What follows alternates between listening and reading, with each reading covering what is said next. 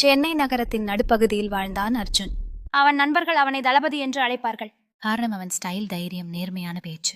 ஒரு நாள் அவன் வேலை பார்த்த கம்பெனி திடீரென மூடப்பட்டது. வீட்டில் அம்மா உடல் நலம் சரியில்லை.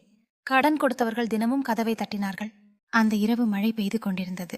அர்ஜுன் வீட்டின் மேல் மாடியில் நின்று வானத்தை பார்த்தான். என் வாழ்க்கை ஏன் இப்படி என்று மனதில் கேள்வி. ஆனால் அடுத்த நிமிஷம் அவன் மனசு மாறியது. நான் விழுந்தாலும் எழுந்திருப்பேன், நான் தளபதி என்று அவன் முடிவு செய்தான். அடுத்த நாள் முதல் சிறிய வேலைகளாக இருந்தாலும் தயங்காமல் செய்தான். காலை டெலிவரி பாய், மாலை டியூஷன் மாஸ்டர், இரவு ஆன்லைன் வேலை. மக்கள் அவனை இகழ்ந்தார்கள். இவனே தளபதி என்று கேலி செய்தார்கள். ஆனால் சில மாதங்களில் அர்ஜுன் ஒரு சிறிய ஸ்டார்ட் அப் ஆரம்பித்தான். அவன் உழைப்பும் நேர்மையும் காரணமாக அது பெரிய வெற்றியடைந்தது. ஒரு நாள் அவனை இகழ்ந்தவர்களே அவனிடம் வேலை கேட்டார்கள். அர்ஜுன் சிரித்தான். தளபதி என்றால் சண்டை போடுவது அல்ல, சோதனைகளை ஜெயிப்பதுதான் என்று சொன்னான். கதை முடிவானால் தளபதியின் பயணம் தொடர்கிறது.